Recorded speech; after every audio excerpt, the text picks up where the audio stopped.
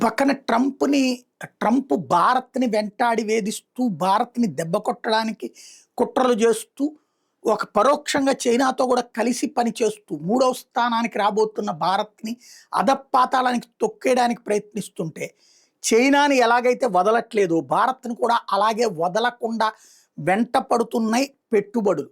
అమెరికాకే సంబంధించినటువంటి ప్రముఖ కంపెనీలకి ప్రత్యేకంగా ఫోన్లు చేసి పిలిచి భోజనాలు పెట్టి మరి మీరు భారత్‌లో పెట్టుబడులు పెట్టకండి అని చెప్తే, వాళ్ళు అదేదో ట్రంప్ ఇన్విటేషన్ అన్నట్టు ప్రత్యేకించి ఎగబడి పెట్టుబడులు పెడుతున్నటువంటి పరిస్థితి అయితే కనబడుతోంది. తాజాగా మైక్రోసాఫ్ట్ ఆల్రెడీ $17.5 బిలియన్ అంటే 1,58,000 కోట్ల పెట్టుబడులు అనౌన్స్ చేస్తే, మరొక వైపున అమెజాన్ $12.7 బిలియన్ 1.14 లక్షల కోట్ల పెట్టుబడులు పెడుతున్నట్టు ఎంతోముందు ప్రకటిస్తే, ఇప్పుడు $35 బిలియన్ పెంచుతున్నట్టు తాజాగా ప్రకటించింది.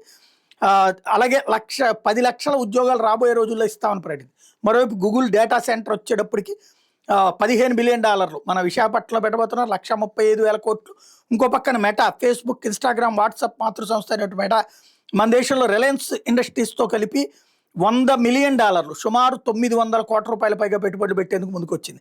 అట్లాగే భారత్ సెమీ కండక్టర్ ప్రయాణంలో కలిసి నడుస్తామని ఇంటెల్ సీఈఓ కూడా ప్రకటించారు. అంటే మన మీదన పన్నులు వేసి మనం అక్కడ బాగుపడకూడదు, మన దగ్గరకు వచ్చే ఉద్యోగాలను కూడా చెడగొట్టాలనుకుంటే చెరపకురా చెడు అని ట్రంపే చెడే పరిస్థితి వచ్చింది అక్కడ.